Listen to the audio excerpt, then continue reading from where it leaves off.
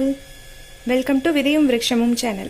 இன்னைக்கு நாம பார்க்க போறது என்னன்னு பாத்தீங்கன்னா Chow Chow Kootu. எங்க ஊர்ல இது சீம கத்திரிக்காய்னு சொல்லுவோம்.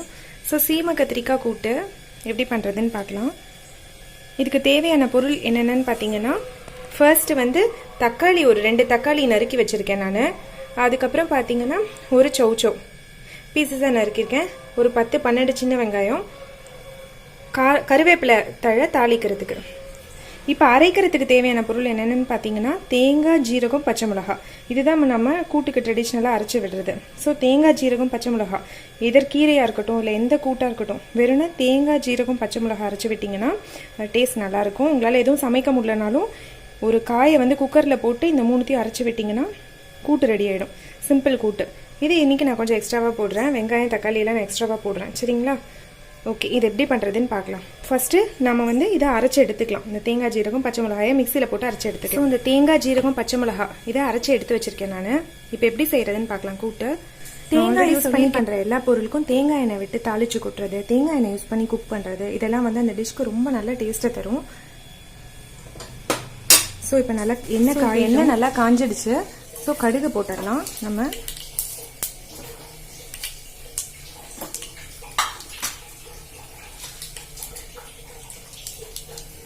கடுகு நல்லா வெடிக்கட்டும். உளுத்தம்பருப்பு, கடலைப்பருப்பு, கூட்டுக்கெலாம் கடலைப்பருப்பு நல்லா கொஞ்சம் நிறைய ஆட் பண்ணிக்கிட்டிங்கன்னா நல்லாயிருக்கும். ஸோ கடலைப்பருப்பு, கடுகு, உளுத்தம்பருப்பு, கடலைப்பருப்பு போட்டிருக்கேன். ஜீரகம் அரைச்சி விட்டுருக்கோம். ஸோ 2 வாசனைக்கு ஜீரகம், கொஞ்சமாக பெருங்காயத்தூள்,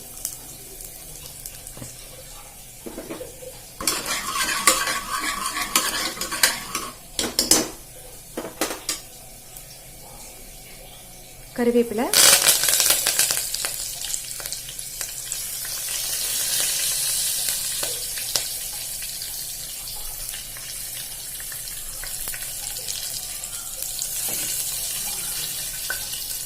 அதுக்கப்புறம் சின்ன வெங்காயம்,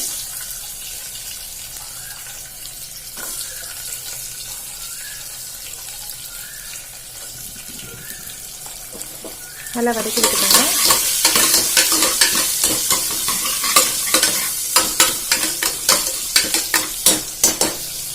ஸோ வெங்காயம் லைட்டாக வெந்த உடனே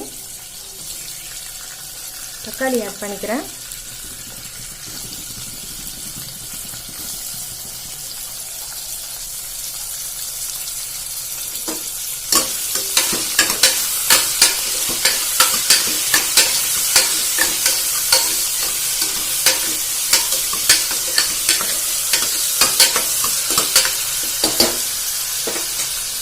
காஞ்ச மிளகாய்,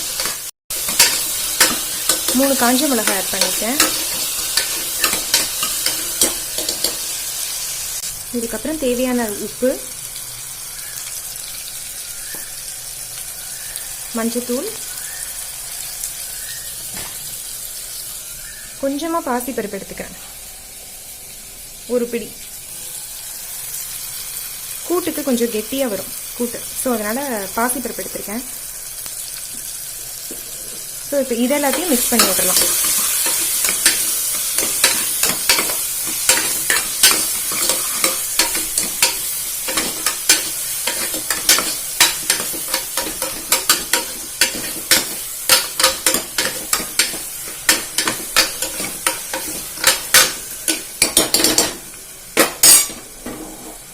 இப்போ இதெல்லாம் நல்லா வதங்கிடுச்சு. ஸோ அதனால் என்ன பண்ணுறேன்னா chow chow இந்த சீம கத்திரிக்காயை ஆட் பண்ணுறேன்.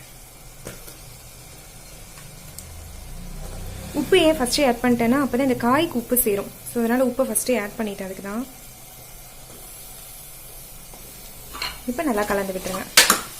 இந்த காய் கொஞ்சம் நேரம் வேகணும். நல்லா வெந்ததுக்கப்புறம் அரைச்சி விட்டுறத விடலாம்.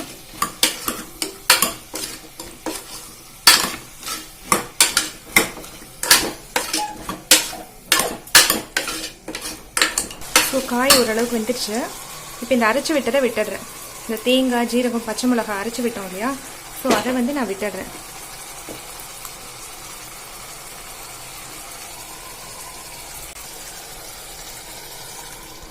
இதை விட்டாச்சு. ரொம்ப தண்ணி விட்டுறாதீங்க, அப்புறம் கிரேவி மாதிரி வராது, நமக்கு தொட்டுண்டு சாப்பிட முடியாது. ஸோ அதனால் ஓரளவுக்கு கொஞ்சம் செமி சாலிடாக தான் இருக்கணும். ஏன்னா நம்ம குக்கரில் வைக்கிறதுனால அடி பிடிச்சிடுமோ அப்படின்ற பயம் இருக்கும். பட் கொஞ்சம் செமி சாலிடாக இருந்தால் தான் நல்லது, தொட்டுண்டு சாப்பிட சௌகரியமாக இருக்கும்.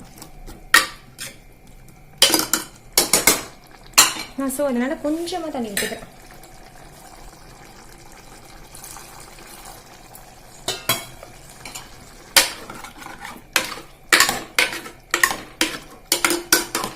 இதுக்கு நான் தாளிச்சுலாம் கொட்டுறதில்லை, ஃபஸ்ட்டு எல்லாத்தையும் தாளிச்சிட்டேன். ஸோ அதனால் இதுக்கு நான் தாளிச்சு கொட்டுறதெல்லாம் இல்லை. இப்போ வந்து இதை மூடி குக்கரை 2 விசில் விட்டுடலாம். இப்போ 2 விசில் விட்டுட்டேன் நான். ஸோ அந்த சௌ சௌ கூட்டை ஓப்பன் பண்ணி பார்த்துக்கலாம்.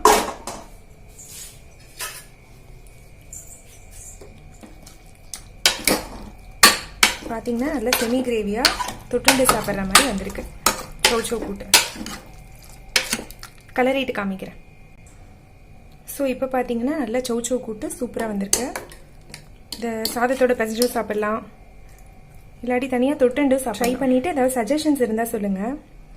நான் ரொம்ப எக்ஸ்பீரியன்ஸ்டான குக்கெல்லாம் கிடையாது.